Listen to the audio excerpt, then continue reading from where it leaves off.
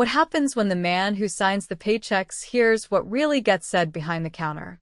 Xavier Owens leaned back in the leather chair of his office, tapping the corner of a manila folder against his knee. The quarterly reports looked fine on paper, sales steady, complaints minimal, staff turnover about average, but something didn't sit right. He couldn't put his finger on it. He didn't hear about this place in the usual way. It wasn't a bad review or a shouting customer. It was a comment in passing buried in a long email from his district manager, who mentioned that Store 12 had been managing well despite being low-staffed and training some new hires who were slow to catch on. That's what stuck with him. Slow to catch on. He hated that phrase. It always came with judgment hidden behind it. And it wasn't the first time Store 12 had been short on staff.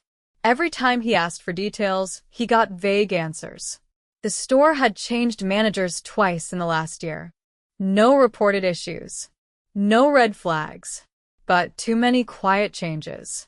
15 stores. He owned every one of them after buying the brand from a retiring couple 7 years ago. It had been a mess back then, low morale, outdated systems, high turnover. He fixed a lot. But lately, he'd been too far from the ground. So, Xavier made a decision. He pulled out the old baseball cap from his closet, trimmed his beard down, and swapped his usual button-down for a plain gray hoodie and jeans. The glasses helped too. To the average person, he looked like any guy walking in from the street. No one at this location had ever met him. He'd never even visited Store 12 since the second manager took over last year. He walked in like a customer, late afternoon on a Tuesday. The place was a fast casual sandwich shop, clean enough, though the windows had fingerprints and the trash near the entry was full. The air smelled like toasted bread and bacon. Behind the counter, 2 people worked, a girl who looked to be in her early 20s and a manager in his 30s with a red polo and a Bluetooth headset in. The girl moved fast, tying her apron while balancing a tray of cookies. "I'm sorry. I just clocked in," she said, breathless. Yeah, save it, Jenna," the manager barked. "We're in the weeds. Move." Xavier stepped up to the counter. The girl Jenna rushed to greet him with a smile that didn't quite reach her eyes. Welcome in. What can I get started for you?" "Turkey avocado on ciabatta," Xavier said, glancing at the menu. "And a drink, medium." "Got it," she said, rushing to the prep line. The manager was on the phone now, pacing back and forth behind her. Xavier leaned against the wall and watched. Jenna moved quickly but carefully, checking the ticket twice before adding ingredients. She had good instincts, he could see it. But her hands shook a little. First week nerves, he figured. Suddenly, the manager snapped his fingers. "Jenna, how many times do I have to tell you? Lettuce goes under the meat, not on top." "I thought. Don't think. Just follow the damn steps," he snapped, not bothering to lower his voice. "God, you're slow. You new girls are all the same. Pretty face, empty head." Xavier m'acuista. He stepped forward just as Jenna's face froze. She didn't respond. She just nodded and handed off the sandwich. "I'm sorry about the wait," she said quietly. Xavier took the bag. "Don't apologize. You're doing fine." She gave a tiny smile. The manager didn't notice. He was already barking into his headset again. Xavier sat at a table near the window, sandwich untouched. He watched Jenna clean the counter, refill sauces, take orders. Each time the manager passed by, he found something to criticize. Too slow.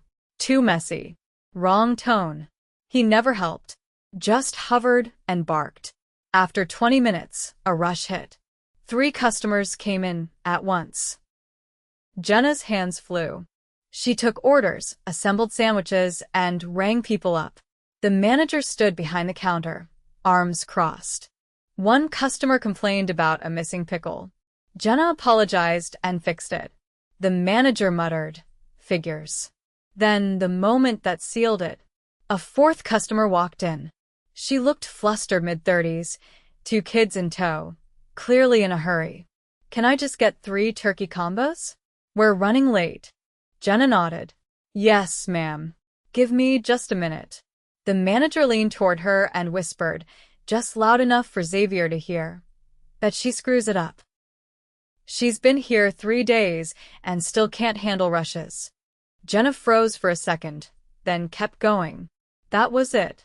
Xavier stood up, walked to the counter, and placed his bag back on it. Excuse me, he said, loud enough to cut through the noise. The manager turned, annoyed. Sir, if there's... I'd like to speak to the owner. The manager scoffed. Owner doesn't work here. You want corporate, go online. Xavier took off his glasses. I am corporate. The manager blinked. Xavier pulled out his wallet, flipped it open, and showed his ID. Xavier Owens. I own this place. And I've been sitting here for the last 30 minutes watching you insult your staff and avoid doing a single second of actual work. Jenna's jaw dropped. So did the customer with the kids. The manager's face drained of color. You've got 5 minutes to explain yourself, Xavier said, voice low and steady. Start talking. The room didn't go silent, but it felt like it did. The shift in energy was immediate. Jenna stood frozen near the prep table, half-wrapped sandwich in her hand. The mother with the 2 kids slowly lowered herself into a booth, watching with cautious curiosity. The manager, whose name tag read Kyle, opened his mouth, shut it, then looked toward the back office like it might save him. Xavier didn't give him the chance. I asked you to explain yourself, he said. Go on. Kyle's voice came out thinner than before. Look, I didn't mean anything personal. It's been a long day. We're short-handed. She's new. I was trying to keep things moving. You called her empty-headed. Out loud. In front of customers. I shouldn't have said that. It was a poor choice of words. Xavier leaned forward slightly. You've had a few poor choices of words in the last half hour. Care to explain the rest of them? Kyle gave a tight nod, eyes darting toward Jenna. She's doing okay, but she's not picking things up fast. I've had to step in a lot. I was just trying to push her a little. I didn't see you step in once. You stood there and watched her do everything. Kyle's lips moved, but no sound came. His hands fidgeted near the register, tapping the edge of the counter. Xavier turned to Jenna. Is there a supervisor above him here today? She shook her head slowly. No, just him. Anyone else on shift? Only me and the dishwasher. She's in the back. She doesn't speak much English. Xavier nodded once, then turned back to Kyle. Get your things. You're done for the day. Kyle's jaw dropped. Sir, wait. I've been running this store for months. That's not fair. You're right. It's not. But it's necessary. I didn't know who you were. If I'd known, I would've. That's the problem. Kyle's mouth hung open for another second. Then he finally backed away from the counter and disappeared behind the swinging door. A few seconds passed, then came the sound of keys being pulled from a drawer and a headset being dropped onto the desk. Xavier turned back to Jenna. Her hands were still trembling slightly, but her eyes were locked on him now, more confused than afraid. You okay? She nodded. I think so. I just didn't expect. I didn't either. What's her name? Jenna Flores. You've been here how long? 4 days. He reached for the sandwich bag she'd packed earlier, pulled it open and took a bite. He chewed, then looked up again. Perfect ratio. You've got good instincts. Thanks. I thought I messed up. You didn't. He did. The door to the back opened. Kyle walked out, jacket over his shoulder, avoiding eye contact. He walked past the line and out the front door without a word. Xavier glanced at the prep line. A small backup of online orders was starting to build. One ticket was blinking red. I'll handle the next few, he said, stepping behind the counter. Jenna blinked. You know how to make sandwiches? I used to be a lot worse at it than you, if that makes you feel better. She gave a small, uncertain laugh. You're serious? Completely. Grab me gloves. I'll take the ciabatta station. He washed his hands, tied an apron from the hook behind the register, and took his place next to her. Jenna prepped the ingredients, calling out orders as they came through the screen. Xavier assembled each one with practiced rhythm, not fast, but precise. The motions came back slowly, muscle memory buried under years of spreadsheets and meetings. The customer flow picked up again around 5. A teenager came in for a pickup. A couple placed a large order for takeout. Through it all, Jenna kept the line moving, now with more confidence. She asked smart questions when she wasn't sure, double-checked the sauces, and kept the workspace clean without needing reminders. "Where'd you work before this?" Xavier asked while sliding a finished sandwich into a wrap. "Nowhere like this. I was a receptionist at a dental office." "What brought you here?" "My mom got sick. I had to move back home. This was the only place hiring that would let me start right away." He nodded. "You learning everything on your own?" "Mostly. Carl showed me a few things the first day, but then he kind of stopped. I noticed. He said it was better if I figured it out myself." "That's how he learned," he said. "That's not how we train people. At least, not how we're supposed to." She looked at him, then really looked. "Can I ask why you came here today?" "I had a feeling something wasn't right. I needed to see for myself." "And now you have?" "More than I expected." By 6:15, the rush had thinned. The store had settled into a manageable rhythm. The dishwasher, a soft-spoken woman in her 50s, poked her head out to ask if anything needed restocking. Xavier thanked her, then told her to take a full break and grab a drink. She nodded, surprised, and disappeared into the back again. He and Jenna began wiping down the prep area. "What happens now?" she asked. "You get a new manager. And some proper training. I'll bring in someone from the flagship store tomorrow." She hesitated, then added, "Do you think he'll come back?" "Kyle?" No. "He's done here. I don't want to make enemies." "You didn't. You showed up, did the work, and put up with a lot more than you should have. That's not weakness. That's grit." She bit her lip and nodded once. Xavier walked to the office and opened the drawer where Kyle had left the headset.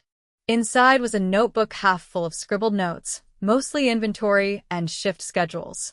No training guides. No onboarding checklists. No employee feedback forms. He took a photo of the schedule, then closed the drawer. When he returned to the counter, Jenna was taking an order from a man in a delivery uniform. She handled it smoothly, adding a cookie to his bag without being asked. Xavier watched her from a few feet away, arms crossed, expression unreadable. After the customer left, she turned to him again. "I was going to quit this weekend." "What changed your mind?" "You walked in." He nodded. "Let's make sure it's worth staying then." She smiled again, a little less guarded this time. He grabbed a towel and started wiping down the front counter. "Let's close this place right tonight. Tomorrow's going to be different." By the time Xavier left store 12 that night, the dining area was spotless, the prep line fully restocked, and the wastebins tied off and ready for morning pickup. Jenna had handled closing tasks with quiet precision, and the dishwasher Anna, as Xavier had learned, had stayed late to help without being asked. No one complained. No one cut corners. They just worked.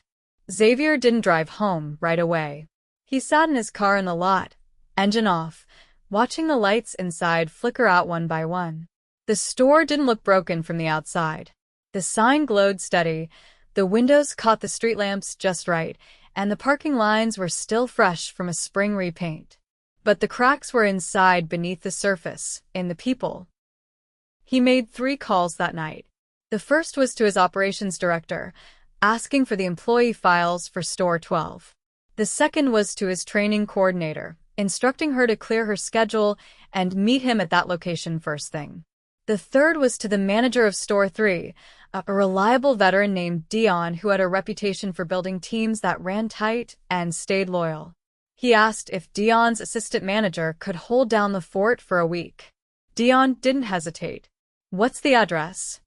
The next morning, Xavier arrived at store 12 15 minutes before opening.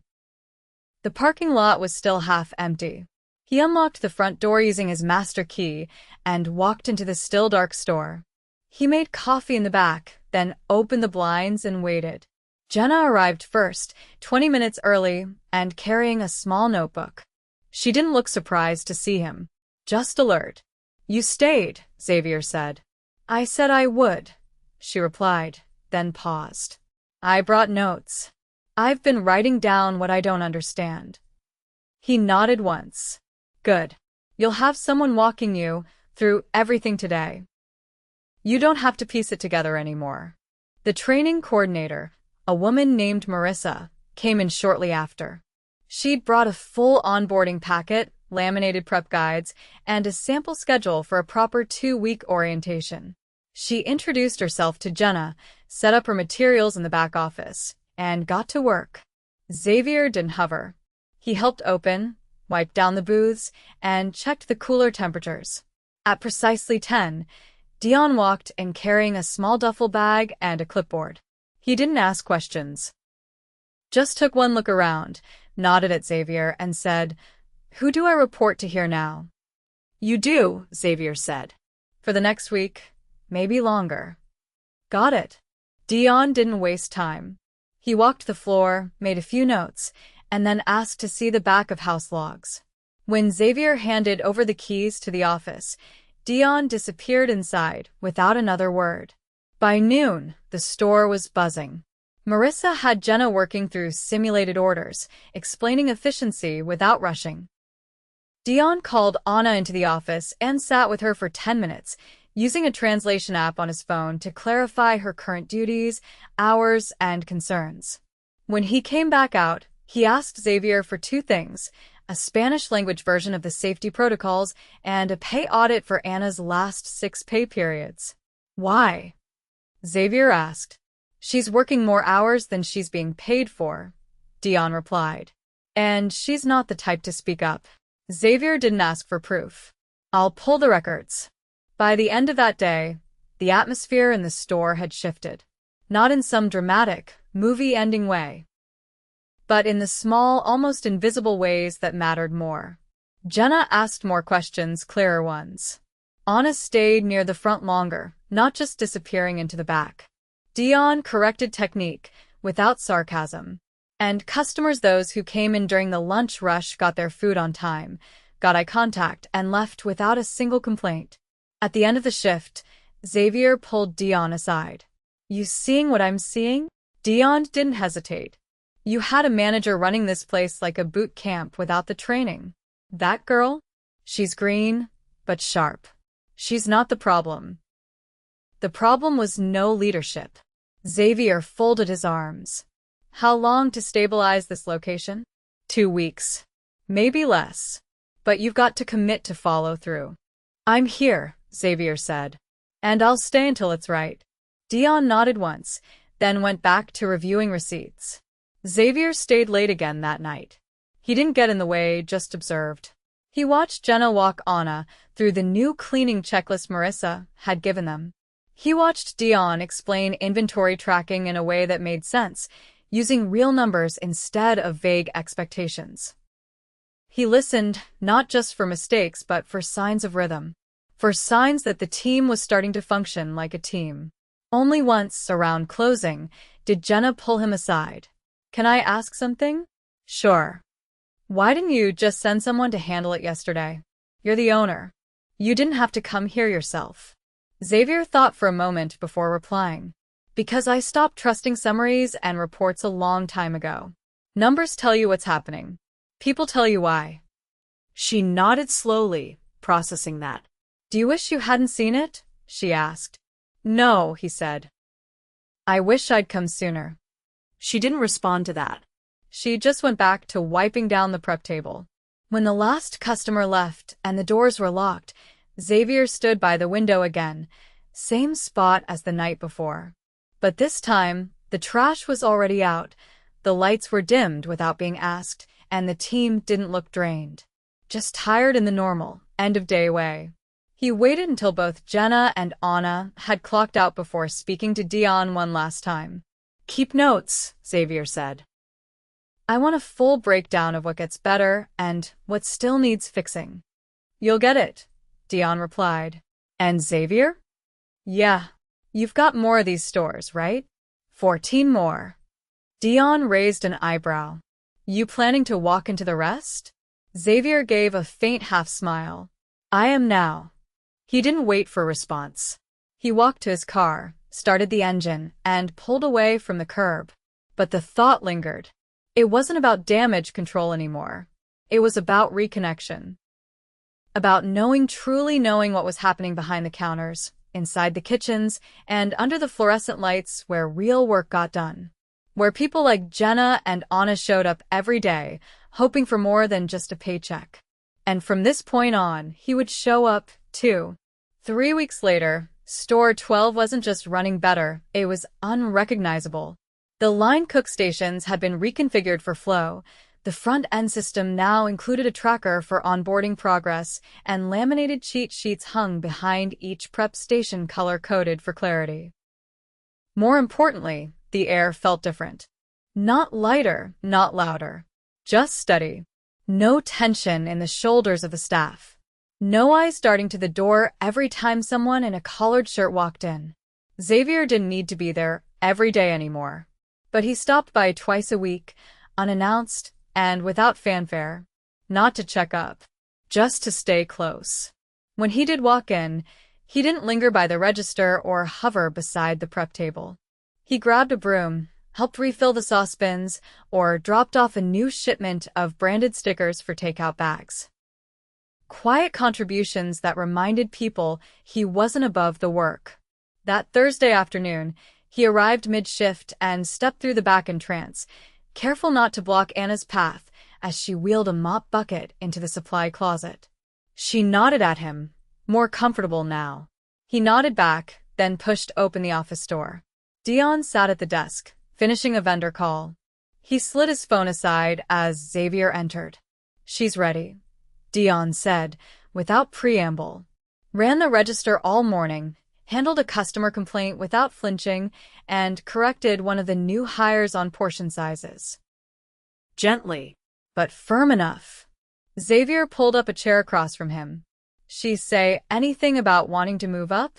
No, Dion said. Not directly. But she's staying after her shift ends. Helping the closers. Voluntarily. Xavier tapped the arm of the chair. She doesn't want to ask for the spot. She's not sure she deserves it. Thinks it's too soon. Is it? Dion shook his head. I've seen people promoted after 6 months who weren't half as locked in. She's got the timing down. She's teaching others, and she doesn't wait to be told something's wrong. She just fixes it. Xavier pushed back from the desk. Then we offer it. Not a suggestion. A decision. Dion nodded once. She's on break. I'll grab her. He left the room, and a few moments later, Jenna walked in with her apron folded over her arm. She looked more grounded than when he'd first met her. Her hair was pinned back in a tight twist, and her eyes didn't carry the hesitant flicker they once did. Hey, she said, standing just inside the doorway. Have a seat, Xavier said, gesturing. She sat, hands resting on her thighs, waiting. You've been doing more than what's asked of you, he began. Quietly. Consistently. No shortcuts. No excuses. I just wanted to learn the job, she replied. You've done that. Now it's time to teach it. She blinked. You mean? I wanted to take over as shift lead starting next week. You'll get full training from Marissa, updated pay scale, and a new schedule that reflects leadership responsibilities. Her lips parted slightly, but no words came. I'm not asking, Xavier said. I'm telling you you've earned it. She looked down at her folded apron, then back up. Can I ask something? Of course. You're not just doing this to make a point, are you? To show the team that things changed. No, he said. I'm doing it because I watched you take a job that was broken and show up every day like it still deserved your best effort. I thought maybe I needed to prove something, she said. To you. To Dion. To myself. You did. And now you move forward. She looked at the desk, then took a breath. Okay. I'm in. Xavier stood and extended a hand. She took it, grip firm. Tell Anna before your shift ends, he said. She's part of this too. Jenna nodded, stood, and left the office. Xavier watched her go, then turned toward the small corkboard near the desk. The old schedule had been taken down. In its place were laminated name tags for the full team, each one updated with start dates and roles. A new tracking sheet below, it listed completed training modules. Store 12 wasn't just operating, it was preparing. That evening, he met with his regional managers across the network. They'd gathered in the back room of Store 3, sitting around a folding table with laptops and tablets open. He didn't lead with metrics or projections. He led with what he saw. From now on, he said, no new hire goes a single shift without onboarding materials. No employee goes more than a week without feedback. And no manager stays in place unless they're actively developing their team. One of the senior managers, a woman named Lila, leaned forward. We've treated these stores like they run themselves once they hit stability. That's on us. No, Xavier said. That's on me. I let the reports replace the people. He pulled up a photo on his phone from earlier that day, Jenna at the register, showing a new hire how to scan a rewards card and confirm the discount. She wasn't posing. She didn't know the picture had been taken. But the confidence in her stance was unmistakable. This is what I want across the board, he said, turning the screen around. The managers nodded. No one spoke for a moment. Then Lila said, what happens if we find another Kyle? You don't wait for me to walk in, Xavier replied. You act. Immediately. And if you're not sure, you call me. We're not tolerating silence anymore. The next morning, a revised policy memo was sent to every store in the network. It required anonymous employee feedback forms at the end of each week, rotating check-ins by district leads, and a new hotline that routed directly to Xavier's phone if a complaint remained unresolved for more than 72 hours. It wasn't about control. It was about visibility. Back at Store 12, Jenna received her updated name tag with Shift Lead printed cleanly beneath her name. Anna received her back pay adjustment, along with an offer to take on more hours if she chose. She declined the extra shifts but thanked Dion in quiet Spanish, her eyes steady and appreciative. The store didn't become perfect overnight. Training mistakes still happened. Customers still got the wrong sauce sometimes. But the difference was in how those moments were handled, quickly, respectfully, without blame. 2 weeks after Jenna's promotion, a woman walked in during the lunch rush. She looked vaguely familiar to Xavier, who happened to be restocking napkins near the fountain machine. When she reached the counter, she greeted Jenna by name. My daughter said you helped her apply here, the woman said. Said you told her to ask for you directly. Jenna nodded. Yeah, we're still hiring. I told her we'd walk her through everything. No guessing. The woman smiled. She's never had a job before. She's nervous. We've got her, Jenna replied. We train people right. Xavier didn't interrupt. He just listened, then stepped back out of sight. Later that day, he walked the perimeter of the building, checking the landscaping and signage. As he reached the far corner, he noticed a piece of chalk near the curb. Someone had drawn a small message in blocky letters. Be good to people who show up. He didn't ask who wrote it. He didn't need to. Xavier stood there for a moment, then bent down, picked up the chalk, and handed it to a child nearby who had been sketching stars on the sidewalk. Keep going, he said. Then he walked back inside to the store that now lived up to its name, not because of branding or location, but because someone finally saw what was happening behind the counter and chose to change it. All of it. For good.